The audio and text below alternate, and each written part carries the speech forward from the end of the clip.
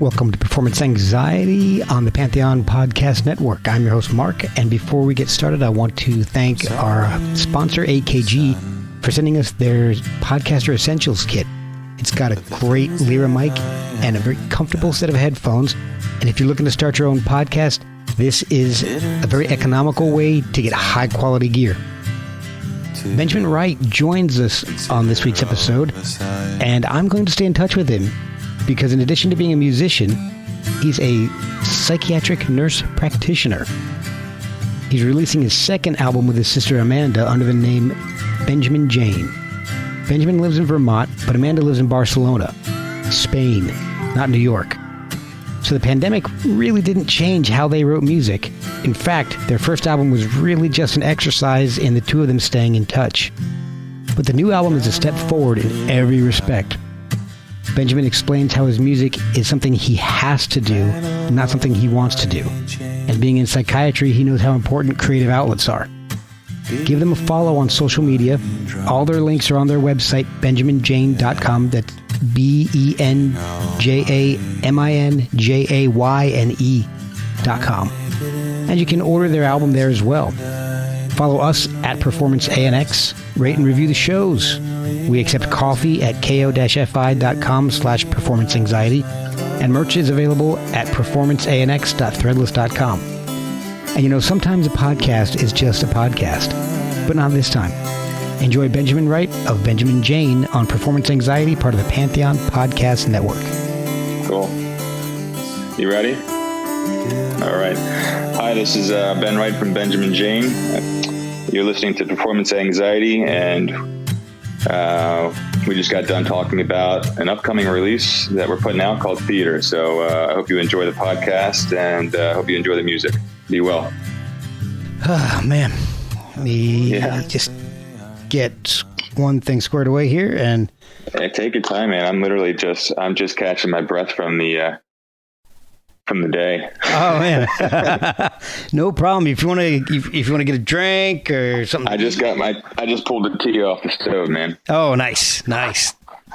All right. So I appreciate you coming on and doing this. Thank you very much. Yeah, man. Thanks for having me. I swear, I don't know what's going on with the weather. It's just killing my throat today. I just had I work in, anyway, I had a long day. I work at a hospital. I raced home. I got my kids to sleep and my throat was feeling the same way. So I threw in a lozenge, made tea, and then the phone rang. So I'm with you. Well, at least we have good timing today. Yeah. Today, anyway. I don't know if I have any other time, but. So what I like to do is kind of start from the beginning, find out how you got to where you are now with the new album coming out. So the band Benjamin Jayne is you and your sister. Yeah. How early on were you guys getting into music? How old were you? Was there a lot of music in the house, or did you start playing instruments at a young age? Yeah, all the above. I'll kind of take it to my grandfather was a trombone player in a traveling big bands back in the day. Oh, cool. Yeah. My dad was a pretty good guitarist and vocalist and played in some bands that toured when he was in college, and they did a couple records. My mom, she's a pretty good pianist. So we always had a piano in the house. And she was a piano teacher also locally and taught most of us kids. So yeah, it was always around. What music was really grabbing your attention early on? Well, it depends on what early on means. What's the first thing you remember thinking, this is awesome, I've got to get this album? Well, I think we already had it. I'm the youngest of 6 kids. Oh, wow. And so like if you're the youngest, you're just taking in whatever's above you. Right. And so the earliest thing I remember really digging was Prince's Purple Rain. Oh, nice. And I think, I was going to check my timeline on this one. I think I was 4 years old. If that aligns with his release, then yeah, I'm right. It was like around 1984. I think that's when that came out. Yeah. Yeah. So that was the first record I remember, like, 4 years old. I remember that spinning and just loving it. Wow. Yeah. That's a excellent taste for a 4-year-old. Well, yeah. I mean, the first tape I ever bought, like I said, if you have older siblings and you cross your fingers they have good taste, then you're in good luck. Yeah, then you're. Yeah. It's true. I get a lot of my older brother was into Black Sabbath. See, I was the older brother, so Is that right? yeah. So I was the oldest. I have a younger brother and a younger sister, and none of them really latched on to anything that I listened to because I was listening to Zeppelin and Sabbath and all. My brother just decided. Yeah, my brother was all like, I'm just going to listen to 50s and 60s like doo-wop and stuff. And that's what he's still into to this day. Is that right? And my sister's just, I think the only thing she listens to is Bryan Adams. I think that's the only artist she listens to. Hey man, whatever works for you. Yeah. I mean, they're all solid, Oh yeah. So, I mean, I think some consider Black Sabbath to be in, one of their records to be in the top 10 rock records. I was just watching something on some of these top lists. Yeah. I mean, it all works. Oh yeah. Yeah. And it all informs your, the music that you create now. Yeah, for sure. So, I was going to say the first record I bought though, Prince was just spinning in the room next to me. So that's what that's the first thing I remember hearing. Yeah. But the first tape I bought was, I was with my allowance money was The Cure's "Standing on the Beach." Oh wow. Yeah. That's another excellent choice. Yeah, great one. I was in, and I think again, memory serves me right. I think I was in like 3rd or 4th grade. So that would have put 1987 or something. I picked that up. In 88, I picked that up. Wow. Something like that. I picked it up, right? Yeah. Well, that's like the story I've told on the podcast a few times. Is that the first album that I bought? My mom gave me a couple bucks, and we were in I was living in New Jersey, so we were in this. It was like a local version of Target or something. Yeah. And they had a music section with records and tapes and all. And my mom's like, "Here's, I don't know, $5-6 or something. Why don't you go buy a cassette?" I'm like, awesome. So run out. I'm probably 10 or 11. Yeah, I would say it's probably 10. 'Cause I think it was 83. Okay. And I go out to the music section and I can't decide, so I pull these 2 tapes out, and because I'm kind of familiar with both of these bands. And I go to my mom, I'm like, I don't know which one to get. Which one should I get? And one's Quiet Riot, Metal Health, and the other is Van Halen, 1984. Did she go with Van Halen? Yes, she did. She's like, I don't like this one with this weird dude in the mask. She's like, that doesn't look good, very good. Take the one with the little angel smoking. That one's okay. Right. So that was the first thing I ever remember buying with money that with money that was given to me. So yeah, but that was your money. Yeah, it was my money. It was my decision. The first one I decided. Well, kind of. I had 2. I'm still that way. It's like, what do I get? This or this? We're throwing into those the old yellow Walkmans, if you remember those things. Yes. Yeah. With those cheap headphones. Yeah. Oh my gosh. I felt like I thought I was an adult, my own Cure tape and my own Walkman. I was killing it. That's right. And it was always, the volume was always all the way up. Right. So when did you start playing music on your own, like in bands and out with other people? In bands, let's see. I guess the first band I was in, I think I was probably like 13, and it was a punk rock band. Oh, cool. Yeah, it didn't last long, and we didn't. I was 13.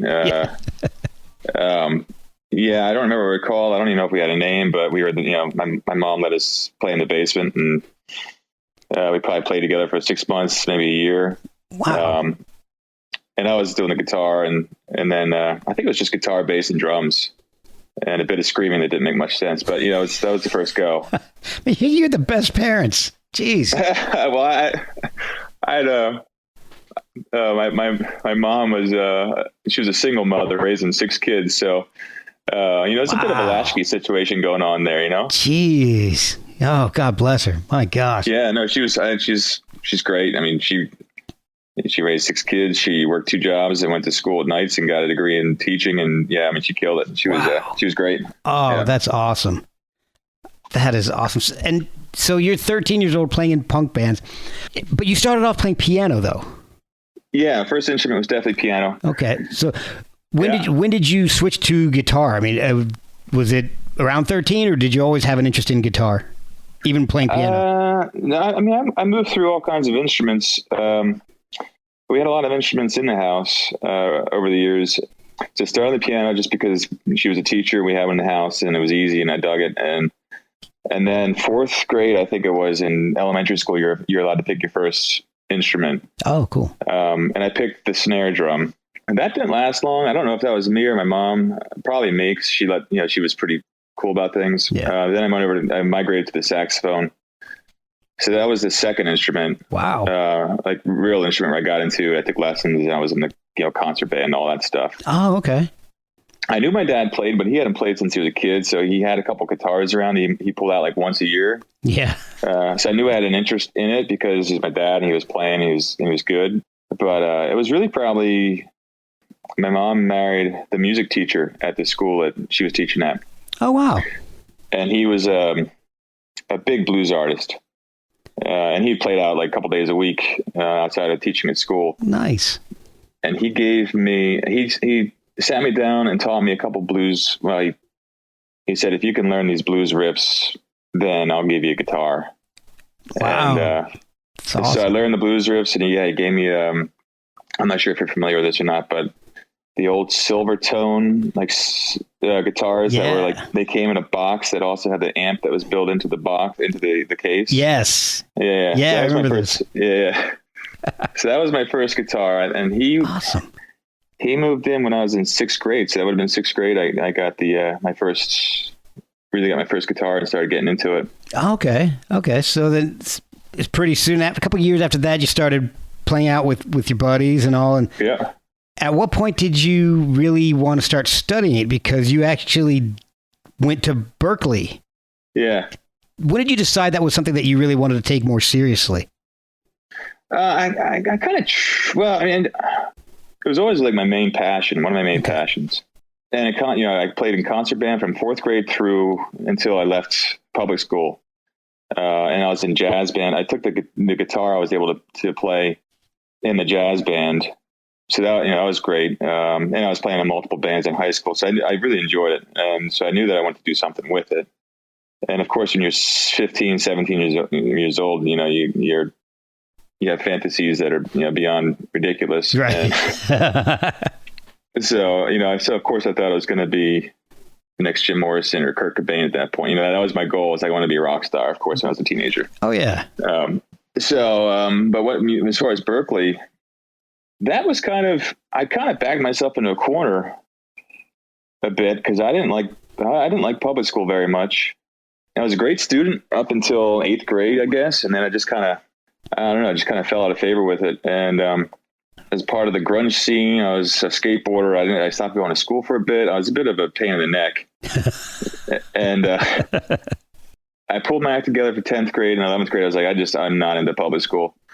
And, my sister was she's the youngest sister, but so she's 3 years older than me, but she's the youngest of the girls. Okay. She was going to like an alternative kind of hippie farm arts music school.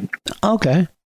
And I really wanted to go. My mom didn't want me to go, but I was like, listen, this isn't working for me. She still didn't want me to go. And I just stopped going to school. And basically my school, the public school, was like, you're to my mom and to me, she's like, they basically said, you can get in trouble for him being truant and you got to do something. Wow. With this kid, Yeah. So, I kind of forced her hand on that one. Looking back, again, I was a kind of a pain in the neck kid. But I was able to go to this art music school, and that was, that saved me because I just wasn't into the traditional curriculum. So I was really, really engrossed in music and art. especially with that school, and all the kids there were super into art music. So it became a pretty serious thing. And I'd say that probably around 11th grade, I really started digging hard on it. How did you choose film scoring and jazz at Berkeley? Was that something that was always interesting to you, or was it more like, I can actually maybe make a career out of this instead of majoring in, I don't know, guitar? If you're going for jazz, you're essentially majoring in the instrument that you are playing jazz on. So you have to pick a principal instrument, and my instrument was guitar. So that was my initial major when I applied, and then I was always really big into film. Okay. And when I got there, I kind of started to realize that was an opportunity. I could do a dual major. Oh. So I started to do classes in both. Oh, cool. So the goal was, I guess the goal was really maybe film scoring could be a backup, but I mean, that's a terrible backup because they're both like, Yeah. So I know what you mean. I majored in photography, so yeah, I know what you mean. So I didn't have a dual major. That was it. I'm not a professional photographer anymore. So, were you at one time? Yeah, for about a decade. Nice. So that was fun. Then my wife and I started a family, and we decided I needed something with a more stable income.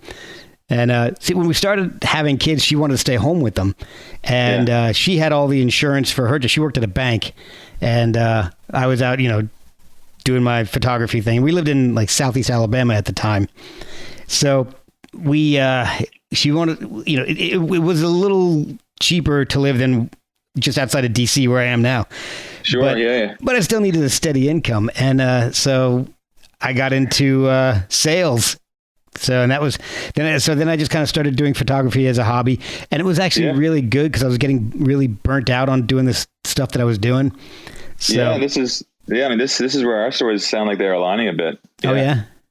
Sure. Yeah. So what was happening after after Berkeley? Oh, well, I mean, there's a lot of stops along the way. But, so did you actually start work after Berkeley? Did you start working in film scoring? No, I didn't finish. Okay. Yeah, I mean, I did 3 semesters. Sounds like we're converging because I didn't finish photo. I didn't get my photo degree either. It was, Berkeley was, I mean, it's expensive, and I ran out of the ability to fund my education going into my 4th semester, and actually, I wasn't able to afford my apartment anymore, and I actually spent the last 2 months couch surfing to finish the semester, and then had to leave. I wasn't on merits. I mean, I did well academically and with the instrument, but I couldn't afford it. So. Yeah. Oh God, dude. I don't know. Okay, so maybe you can even shed a little bit of light on this for me and others. When I went to Rochester Institute of Technology for photography, and this was back in 91, I went. So digital was just in its infancy. So there weren't even really classes in digital photography. So every class, you had to buy film, you had to buy paper. The only thing that was provided for you, although you did have to pay an exorbitant amount in tuition, the only thing that you didn't have to buy on your own were the chemicals. But any film, any paper, cameras, lenses, and any of the stuff that you needed to develop film, and any of the actual equipment, you had to either buy or you could rent it for like a couple hours at a time. But that was hard because other kids were doing the same thing. There's 10,000 kids at this place in the same major, and they're all trying to get the same equipment you are. So it's better to buy your own, but it's expensive because you're having to buy all this stuff.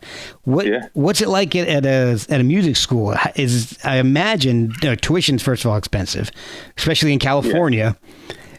No, we were at Boston. Oh, Boston, Berkeley. That's I'm thinking.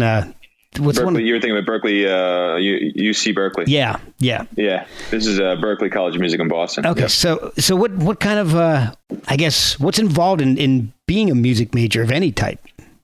I know that's kind of a vague, open-ended question, but well, it depends on what you're going there for. You certainly, if you're playing an instrument, you need to you need to be able to, you need to have an instrument. Yeah. They're not going to provide you with one, except unless you play. If you play the piano, then they have all these practice rooms that have pianos that you can rent time out to use. Right. But everything else, I mean, so you got to pay for instruments. And I have yet to find a cheap instrument of any kind. Yeah, no, sorry. My cat is trying to, no worries, man. I'm going to give him a little break out in the garage. That's one thing I always end up worrying about, because my dog is roaming around the house too, and anything goes slowly by the window, he goes nuts. Barks. Oh, yeah. He's insane. He's half Australian Shepherd, half boxer, and so. Oh, and he just walked by. He's staring out the window. He heard me. He's staring out the window right now, looking for something to bark at. So he's like 85 pounds. So he's got a good, healthy bark on him. Nice. Yeah, I used to we had a Burner, our last dog, a Bernese Pound dog. She was 120. Oh, wow. Those are beautiful. Thankfully she wasn't a barker, but man, when she did, it was deep and yeah. Yeah. But back to the question. Yeah. I mean, really, you got to pay for the instruments. They're expensive. Then tuition and room and board is expensive. Really, I don't think it's as the cumulative kind of like the repetitive purchases. I'm not sure if there is often and as much as what you might have dealt with. We had to buy, for me, I had to buy strings every week or two at the gig. The strings, they're $6-7, so it's not a big deal. But, so, recording equipment they would provide for you. My roommate was my first roommate was a musical engineer. So they had, if you're doing that, they had all the, keyboards and the software and the computers and all that stuff for you to learn on. So they provided a lot of stuff. But it's just tuition alone. Artistic, creative colleges like that, there's just the tuition there seems to be a lot higher than if you're going to liberal arts colleges for some reason. Sure. Unless you're going to an Ivy League. Well, nowadays they all seem to a lot of them seem to be aligning as just stupidly expensive. But back then I think that Berkeley was certainly one of the more, it seemed to be one of the more expensive colleges that I was looking at. Yeah. So, but great experience, man. I mean, being exposed to some really significant, intense players, and being able to, some of those have gone on to do some pretty significant things, which was a cool opportunity to see all that creativity and be a part of it. Yeah. So, my dog is growling right now. I'm about to start yelling his name here in a second. I'm gonna have to do a lot of editing on this one. Hammond, knock it off. Now he's staring at me like I'm an asshole. Yeah. Go. Get out of here. Go. Kitchen. Good boy. He knows that word. Yeah, he wants some food now. He'll be back. Oh, wait, he went halfway. Now he's just laying down like, go screw yourself. All right, so after you left school, what were you doing? Were you playing or were you working? What was going on? I'm going to give you the Cliff Notes version. Yeah, so I left, ended up going back to PA. So you said Jersey growing up. I was in Pennsylvania, so we weren't too far away. Oh, cool. So I went back to Pennsylvania and started a band and played in Philadelphia for a couple of years. Oh, nice. I wasn't too far out of Philly. I was about an hour and 20 minutes out of Philly. South, north? Almost due east of Philly. I was in central Jersey, like right on the edge of Hunterdon and Somerset counties. So I was like an hour. There isn't a central Jersey, I heard. I've gotten into that discussion so many times in the past 2 weeks for some reason. I don't know what's going on. There must be some meme going on I don't know about. But I was almost like right in the middle of the state. I'll put it that way. Right in the middle, right on Somerset. I spent a good deal over there. I spent a good deal. When I was 15, I followed the Grateful Dead. Oh wow! With some friends of mine, and we ended up in Ocean City, Jersey, and just on the boardwalk at like 3 a.m. playing music with these strangers. We ended up like becoming friends with them, and we are still friends with them to this day. And they're from Glassboro, New Jersey. Okay. So we spent a lot. Yeah, every summer we were down in Glassboro hanging out with these friends of ours. So and I had family that were down in Cape May Courthouse. So I was like 30, maybe less than 30 minutes from New Brunswick. Okay. So I was like just a little over an hour to New York and about an hour and 15, hour and 20 to Philly. Yeah. So I was right in the middle. Once I got my license and... Pretty good options. Oh, yeah.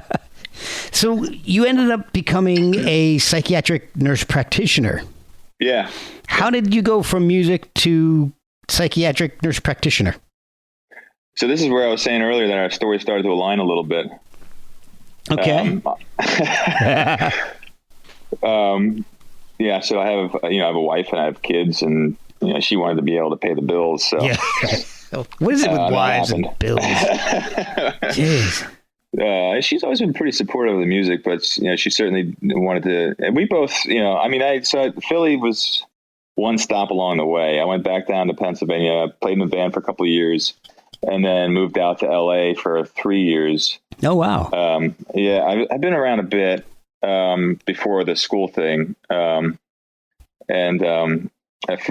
of mine. My brother was out there, and some really close friends of mine from high school were in LA, and I had just crashed a car in the middle of winter. It was like the first storm of the season, and I was like, I didn't take it seriously enough, and I slid and totaled my car at when I was 24, and it's not a lot of job prospects in rural Pennsylvania, and I didn't have enough cash really to get the car fixed. So by default, kind of once again, I was like, well, to hell with it. I'm going to LA. Wow. My brother had a space for me to crash at, and he had his own business. And some of my really close friends from elementary school and high school had their own business, and they all offered me a job. So I went there and did event production work. They have a company called the Do Lab. Okay. And it's basically now it's a festival. Basically its core business is it runs a festival called Lightning in a Bottle out in California. Oh, wow. And then we were also doing, before that really took off, the Lightning in the Bottle, we were doing an installation at Coachella cool. every year. And then we were also doing various theater performances and installations at various festivals. And so I was kind of doing that for a few years and playing somewhat professionally musically, kind of music for hire out there a little bit. And the first year was cool. It was novelty. I learned how to surf. It was California. It was fun. And I was doing a lot of production work and in the scene, and it was interesting. But after a few years, it just my wife Jen was out there. She moved out there like a year after I did, roughly, and we both kind of just burned out on it. And she got into grad school back in Boston, so she started grad school, and I ended up going to Europe while she was in her first semester and to play some music with my sister and some bands over in Europe. Oh wow! And then ended up back in Boston with her. So it's kind of a circuitous route. We kind of went around a bit. Yeah. But with her grad school up in Boston, that's where I was kind of hanging around while she was doing grad work. And I was like, you know what? I only need a few classes to get an associate's because I had a whole bunch of classes from Berkeley. I just needed to do some of those core classes. So I went and got an associate's while she was doing her thing. And then it just snowballed. I got a scholarship to University of Massachusetts. So I had to, that was a no-brainer. I didn't have to pay for it. So I finished my bachelor's degree in psychology. And that was just, I don't know how you were in school. I'm not sure how long you were there, but for me, it was just you get in there and you find out what's interesting, Yeah. And before it was just the focus was music, and now I knew I had to get a different type of job. Yeah. So I was kind of going through cognitive science, psychology, considering medical school. I worked in a cognitive science lab doing perception work on vision. Oh, wow. So it was just a whole different amalgamation of things that were related to science, health, and mental health. And I got out thinking I was going to be a psychologist, and I got a job at a local inpatient psychiatric hospital. And in the first 3 weeks I was on the floor, I realized I had to go back to school and get more education, because a bachelor's degree in psychology at a psychiatric hospital gets you a position called a mental health counselor or a mental health worker. Okay. Which is a really, hats off to those workers. It's an incredibly difficult job, and they do great work, but it is hard. You're on the floor 24/7 with those patients when they're there can be some very difficult acute patients, and it's very tiring, sure. and it could be dangerous at times. So I was like, I can't do this forever. So I immediately enrolled back in school to study. My landlord was a nurse practitioner, a family nurse practitioner. Okay. I never really knew about it. And he's like, well, you like psychiatry, you like psychology, you like medical world, you like kind of like all the studies, like, psychiatric nurse practitioner kind of marries all that together. So he kind of turned me on to it. And so I immediately enrolled at Mass General. They have a program, Massachusetts General Hospital. It's called MGH, Institute of Health Professions. So I got my prereqs and just head first into that. Oh, wow. Yeah. So, yeah, I mean, it was a long journey, man. I mean, this is 22 to 35 that I just covered. So. Wow. We'll be right back after a word from our sponsors. Meanwhile, your sister, Amanda, is in Spain? Yeah. And so are you guys in touch very often at this point? We try to be, but that was the whole, and maybe you read some of our backstory on High Low. You said you were listening to that. Yeah. The whole backstory behind that, why that happened, was because she's been there since 1999, I think. It was either her own saxophone or my saxophone or somebody's. I'm not quite sure whose, but I think she bought a pickup truck first in the States and traveled with like all these circuses playing music and doing circus stuff for a while, and then sold the truck and went to Europe with an accordion. Wow. And traveled all over Europe with an accordion in different bands. Oh my God. And yeah, and then she fell in love with Barcelona and with her husband, who's from Italy, and she really hasn't, she's been back for vacations, but she's been there since 99. So connecting with somebody, when they're in Barcelona and you're in the States, time differences, back then for a while, their cost was prohibitive. You didn't have WhatsApp or. God, yeah. So we kind of lost, it's tough to keep in touch. So we were like, let's make a record. And it forces us to check in like once every week or two and talk about, what parts need to be done or, lyrics, etc. And it just, since then we've been in pretty regular contact, I'd say every weekend or every other weekend. Oh, well, that's awesome. So the whole point of the first album was just to really get you guys together again, just to stay in contact.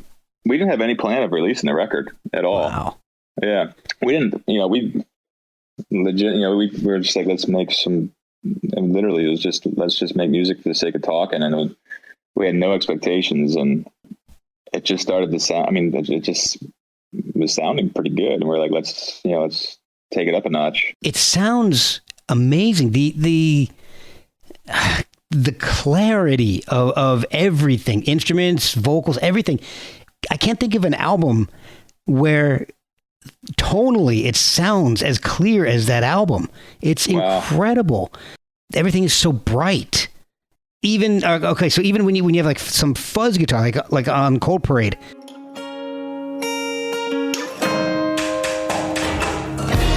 Mothers and fathers gathered wood to keep warm, and children that are waiting, mending clothes that are born. Autumn into winter, blue turns to gray. It doesn't sound like a grungy, distorted, heavy guitar. It sounds like a clear fuzz. Appreciate it, man. Oh, it's incredible. I don't know how you guys engineered that, but it's seriously, I can't think of any other album that has that clarity. Nothing is coming to mind. Well, we appreciate the compliment, man. We worked hard on it. We also, I can't leave out Drew. Drew Skinner. Drew, yeah. He was my first roommate, and he is he went to school for engineering, and he is a professional sound designer currently. Oh, wow. So he was an integral role in all that alongside of my sister and myself. He gets a lot of credit for the clarity on these things. Well, he learned something, because it's really impressive. Dark Skies, I think that's my favorite song on the album. Yeah. Dark skies, I wish you'd come my way again. Dark skies, I wish you'd come my way again. Oh, dark skies, I think that I understand. Dark skies, I think that I understand. Dark skies, I think I am. And the way Silent Mind just kind of transforms at the end, that is really cool. That was a throwaway song, man. Really? Yeah, like that was like I had just gone to like and when you're in healthcare, you have to take these educational credits to keep up with your licensing. Oh yeah.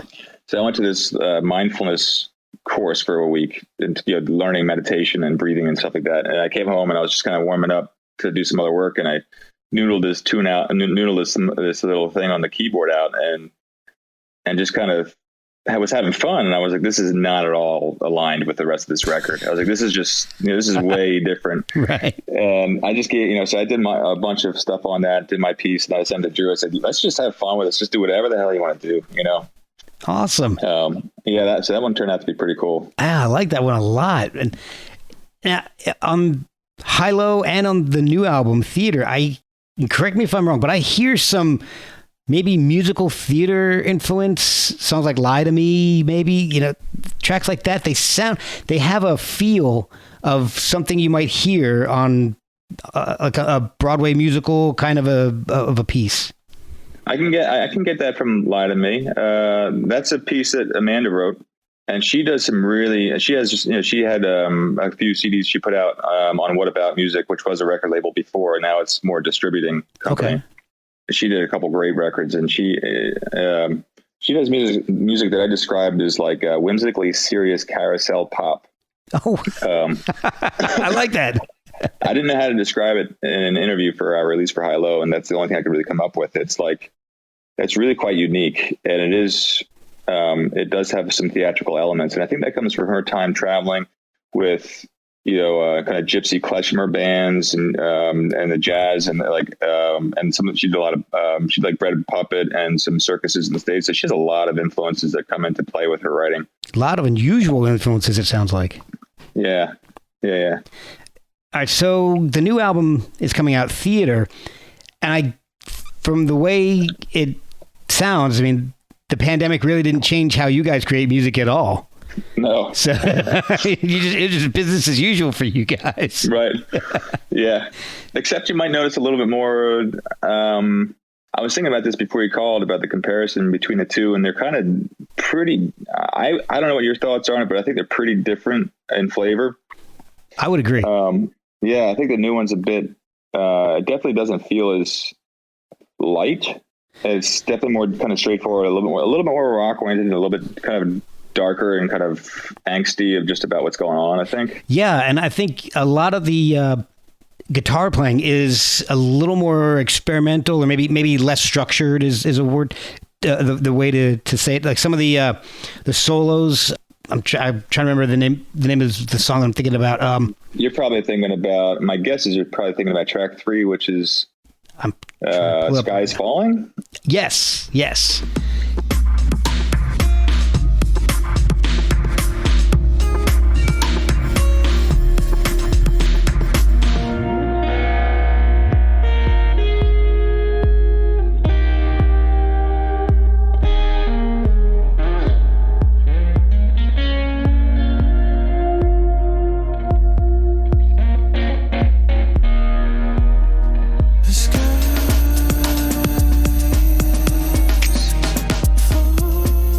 It's it's God, I'm trying to think of the way to describe it. The first album sounds a little more I guess folk structured and maybe a little more tight on the song structures. This one sounds like you're just kind of letting loose a little bit more, not like just going all out freeform jazz or anything like that, but having a little more fun with solos and guitar pieces. I'd say there's some truth for sure. The first one was definitely the songs seem to have there's more kind of nuances and movements to the earlier songs. They're more folk based, and And I think with the folk, at least the way that I was writing and collaborating with my sister and Drew, the way we produced it, I think that allowed for some of that clarity that you're talking to with the instrumentation that we did with the first record. Yeah.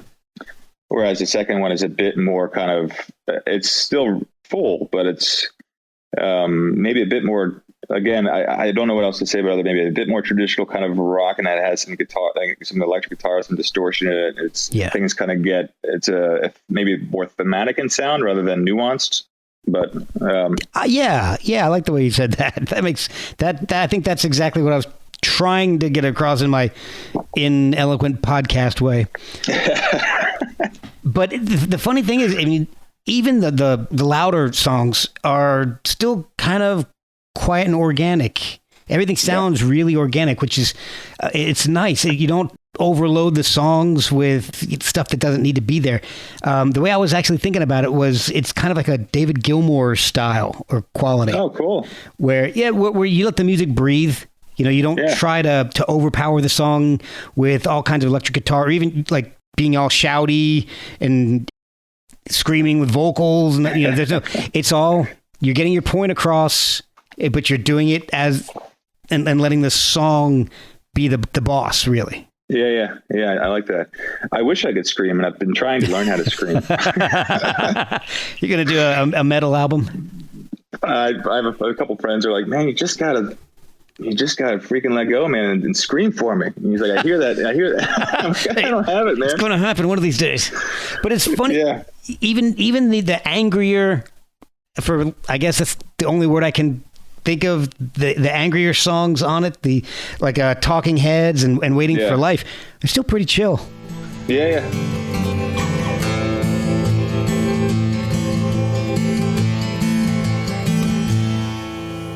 Poetry aside, I've got something to say.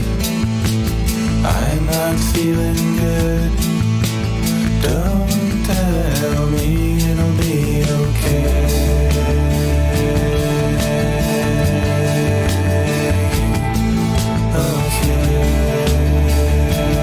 But you can tell there's something behind it.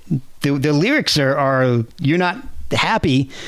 But but the songs, they're probably the most chill, angry songs I've ever heard. Yeah, I dig that, you know? why let the anger get the best of you, you know what I mean? Got to control it. Yeah, just talk about your anger. Yeah. Quietly. See, that's the psychiatric training coming in.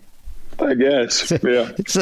And the other thing that I noticed with the album, Theater, it's more lush. There's strings in it, and you know, a little more, like you had mentioned, of fuzzed out guitar and all. Yeah. So was that the way you wanted to start from the beginning, or were you like, let's just put some strings here, or was that something that I gotta say, with High Low, it was really a conversation with my sister about family, love and loss and grief and rebirth. You know, we had lost our stepfather to cancer. Oh, wow. I just started having children, and so a lot of our friends were starting to have children. So there's a lot of a lot of sentimental aspects of that record that made it different. It spoke to us differently. It came out differently, and it took longer for us to kind of work all that stuff out. There was no rush, like I said. It's just conversation, and we were moving at our own pace. And this one was like, and I'm not going to get, overtly, at least if I do, I won't be too long when I'm getting overtly political. But this one was like a visceral regurgitation of frustration and anger over like the political situation. And then on top of that, then you had the pandemic. Yeah. And so this album was written in like a fraction of the time of the first record. So there was no real thought. It was just a necessity. Is that why maybe I hear a little less of Amanda on this one as opposed to High Low? Yeah, there's a couple reasons for that. She transitioned careers. So she just started, when I just started recording the new songs, she had just transitioned into a role as a teacher. Oh, wow. And she had never done that before. She was teaching, so she is teaching English and Spanish. And so she was really trying to grapple with time management and lesson planning and it wasn't the classroom structured teaching. She was like teaching in people's homes and going all over Barcelona. She was like, she had like 12, 14-hour days.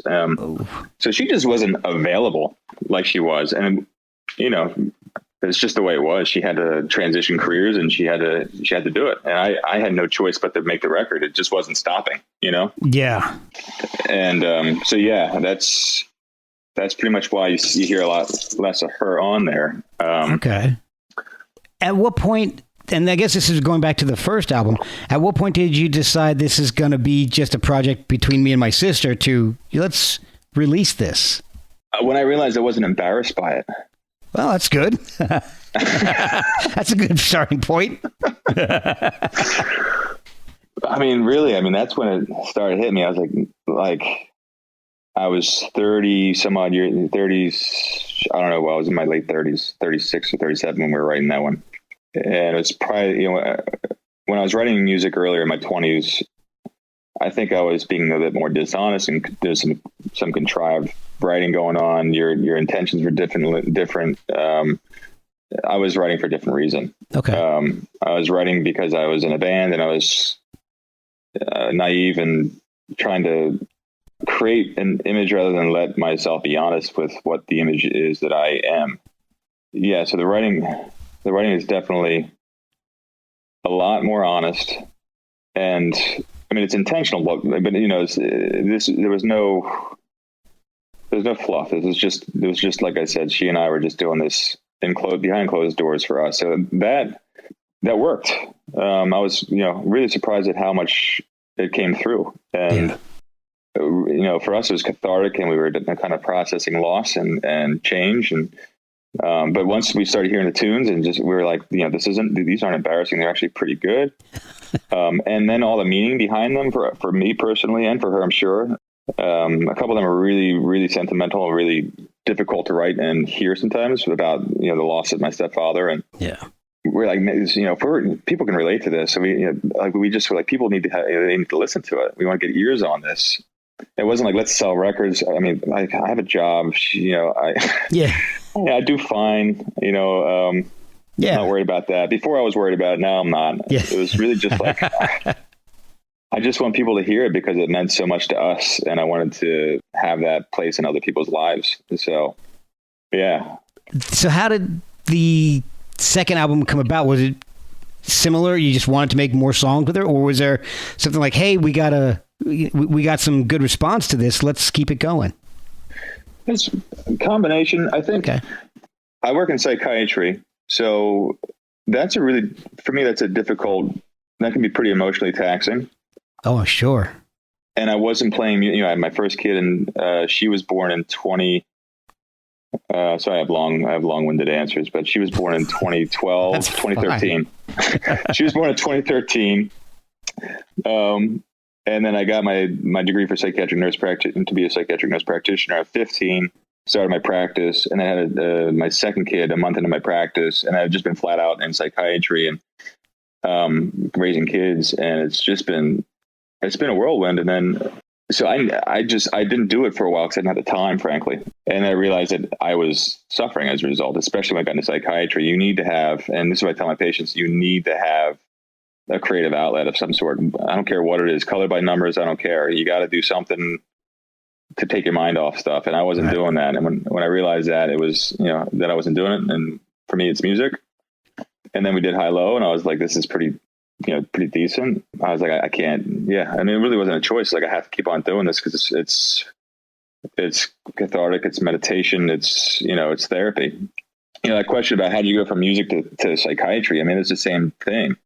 I mean, it really is. I mean, music is, you know, it's a healing form. You know, it's a healing form, right? In psychiatric hospitals, we had music therapy. They come in and the power of music on the soul is incredible. It really is. So, yeah. I'm really thrilled with both albums. And like you said, the difference in the second album it's funny because it definitely feels like a growth and not something that's completely separate from the first album. Good. So I like the connection between the two. It's really refreshing to hear because it's not the same old power chords and screaming vocals and yelling and angst and all that. Even in the angrier parts, it's, like you said, more thoughtful anger, more controlled. I don't want to say anger because that's really the wrong word, but you're able to. There's a lot of expressed disappointment and frustration. Okay, there you go, and you're able to. It's funny because it sounds like you're able to deal with it. So, do any of your experiences at work, and I'm not saying patience or anything like that, but anything from work ever make its way into the music? Absolutely. Oh wow. Yeah, that was fast. I'll give you the clearest example is something's dying here. I don't know if it's my headphones. No. I think the clearest example would be switch my earbuds out. I'm doing track numbers. I forget the name of it. The Illusory Fair. Oh yeah. You still have me? Yes. Illusory Fair, really cool video, by the way. Thank you. Yeah. She's doing the woman that did that video is doing another video for us for theater that's going to be out this month. Oh wow, cool. Yeah. So Stacy Holder, she does some really great work. It's really interesting. Yeah, very cool. But so the Illusory Fair was a combination of both having young kids and then working in psychiatry. If you listen to the lyrics, that's definitely pulled from patients of mine that will struggle with psychosis. Okay. And sometimes they struggle with identifying if they're having active psychotic symptoms, if they're having visual hallucinations or auditory hallucinations, or if they're just illusions, from shadows and kind of typical anxiety maybe at nighttime, etc. So it's just kind of that loss of clarity as to whether or not you're falling into a more acute state versus you're okay and the sun will come up and you can check yourself and you'll be all right. So that's a definite reflection of work. Oh wow. Start out thinking from the beginning that you know what's right. You see so clearly that what you're fearing disappears in light. There's no avoiding the daily spoiling of the darkness, illusory fair. Well, I've really enjoyed the album, man, and it's one that I'm going to be sharing with a bunch of people because I know a lot of people who would really, really like the sound of it. And like I said, the engineering, I mean, for God's sakes, Drew does an incredible job engineering both albums. It's just clear. Everything is just clear. That's the only descriptor I can use. Just the clarity of everything just is what drew me in the first place. So it's amazing. For sure. Hats off to Drew. And for those that are listening, it's Drew Skinner. It's Skinner Sound. Got to give him a plug. But we certainly we did an extensive amount of notes on levels and edits, and we took our time on it. It meant a lot to all of us. So yeah, but he'll appreciate that compliment, and so do I. Are you using any gear in particular? Is there do you have a set rig that you like to use? And do you? I know with the pandemic it's not possible, and with your sister being in Barcelona and you being here in the U.S., do you guys ever get a chance to do anything together in a live type of way, like a Zoom call? No. We do FaceTime. Or no, not FaceTime. We use WhatsApp, generally speaking. They're owned by the same company, the same damn thing. Yeah. We did come together and do a release show. Drew didn't come out, and the release was down in outside of Philadelphia. Okay. And so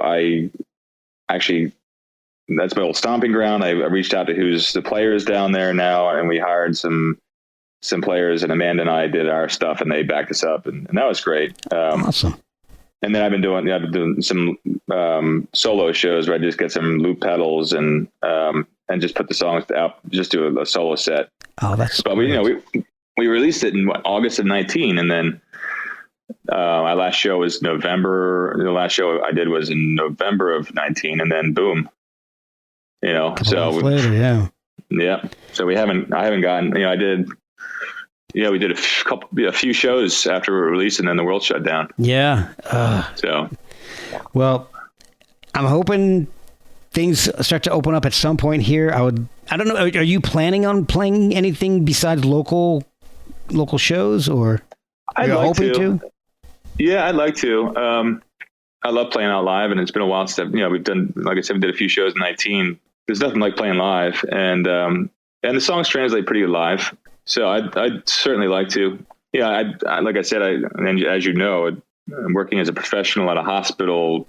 It's hard to get enough time to do like a proper tour. Yeah, but it's not like being a bartender where you can just say, "Hey, I'm going on tour. I'll be back in a month." And like, oh yeah, sure, whatever. I can tell you, my hospitals. I mean, they're pretty cool. I'm in Southern Vermont. We're we're at a real small critical access hospital with a good crew, and everybody's pretty supportive. They all are really excited about the release. They did a write up for it, and that's awesome.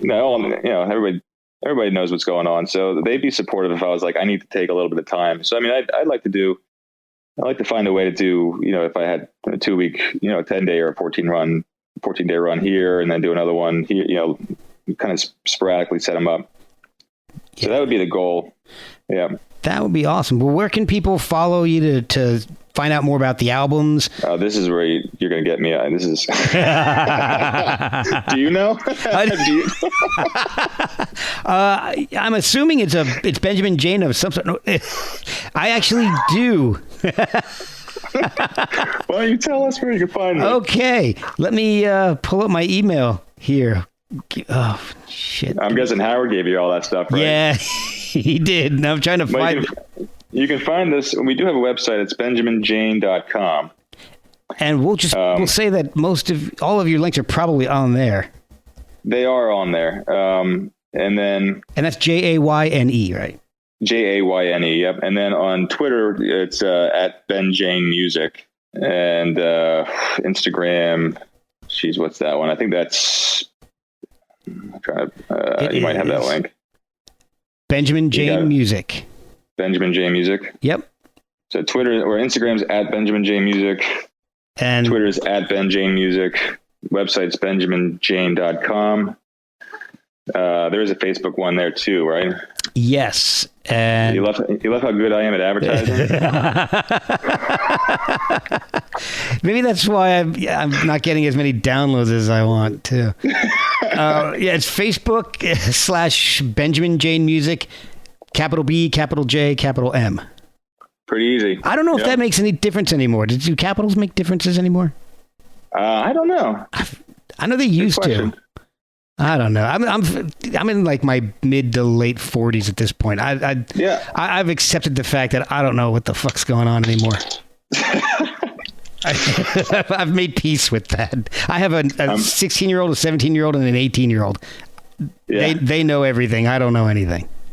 Well, it's one of the things that, artists are generally, I mean, maybe it's changing nowadays, but they're generally not, they're usually busy making music and playing.